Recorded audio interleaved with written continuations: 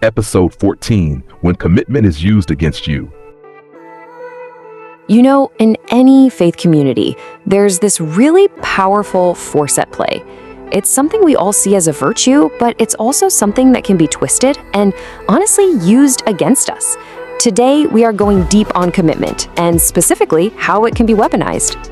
When you think about what really holds a spiritual community together, your mind probably jumps to doctrine or teachings, right? But the source material for this explainer points to something else entirely, something way more personal and, let's be real, emotionally charged. That's it. Commitment. It's that deep, personal investment we make in a place, in its people.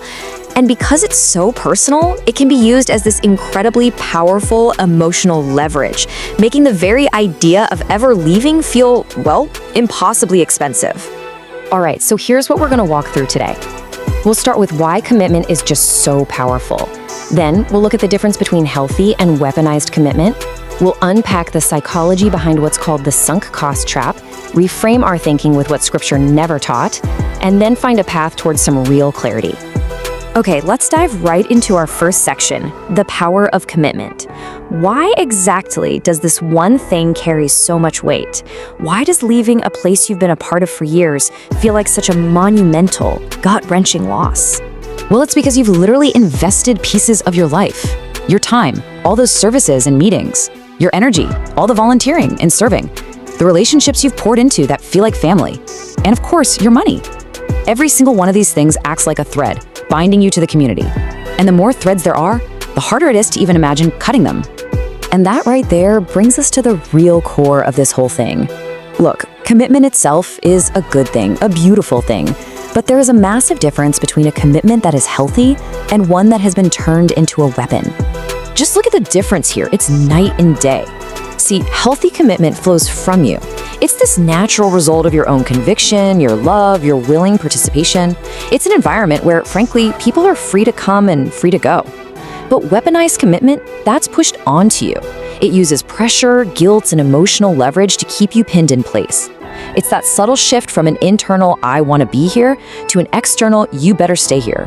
And the shift, it often comes with some very specific language. Do any of these sound familiar? After everything this church has done for you. Or maybe you've come too far to question things now. See the pattern? It's so clear once you see it. Your own honorable past investment is used to silence your present concerns. Your history gets turned into a cage. You know that feeling? It isn't just some vague spiritual pressure. It's not just in your head. It actually has a name. Psychologists have studied this for years, and just understanding it can be incredibly validating. It's called the sunk cost trap. It's this very human tendency we all have to keep going down a path, not because it's the right path for us now, but simply because we've already walked so far down it. It's that little voice in your head that whispers, "But I've already put so much in, I can't quit now," even when everything inside you is screaming that staying is the wrong choice. And look, this trap is so powerful for a reason. It's not just about some abstract investment. It's about the deep, real pain of feeling like you've wasted years. It's the terror of losing your entire community. It's the sheer difficulty of admitting to yourself and others that something was off.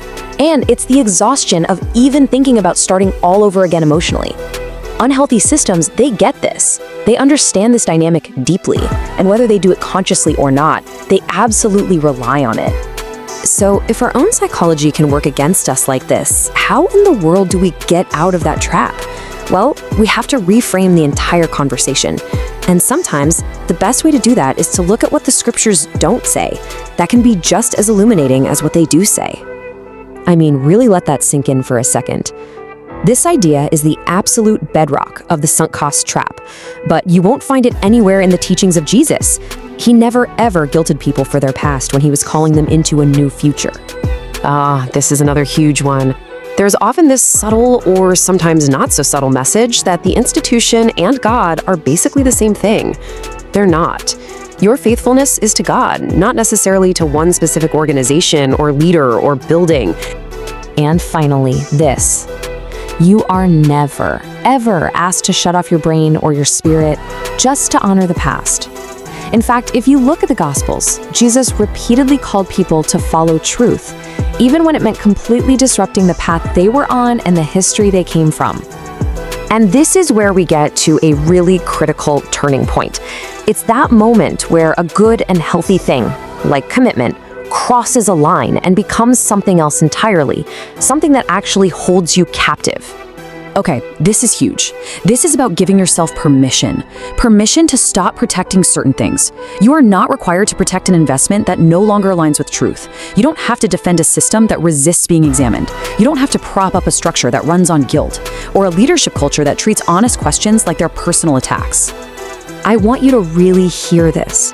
Commitment is healthy. Devotion is beautiful. But any commitment that cannot be re-examined, that cannot be questioned or tested, that's not commitment anymore. That is captivity. All right, so we've talked about the problem. Let's get practical. What are the next steps? What do you actually do if you're the one feeling torn right now? This last section, this is for you. So for anyone out there thinking, man, I've just given too much to walk away now, listen up. That sincere investment you made, it was honorable. It is honorable. It came from a good and true place. But your faithfulness in the past does not obligate your silence in the present. You are allowed to examine what you once trusted. So here's a question for you to really sit with. And I mean it, maybe even pause after this and write down your honest answer. Have I stayed where I am primarily because of how much I've already invested? So often, real clarity begins with just answering that one question honestly to yourself. And if you want a practical step for this week, try this. Make a conscious effort to separate two things in your mind: your love for God and your history with a particular institution. Just remind yourself over and over if you need to, that they are not the same thing. One can be healthy and thriving, even if the other is becoming questionable. And let's land the plane with this final anchoring thought. The ultimate sign of a healthy spiritual environment isn't control or pressure or guilt, it's freedom. Real healthy commitment and freedom can, and they absolutely should, coexist. Control and freedom, they can't. Welcome to Raw Revelation, where our custom is, if it died on the cross, we tag it and tow it.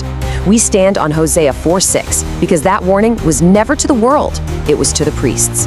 And we remember Acts 17:11, where the Bereans were called noble because they searched the scriptures daily to see whether what they were taught was true. If this message helped you, share this video if it helped you. Subscribe if someone else needs it. Because here, we sow truth the way Jesus taught, not the way man demands.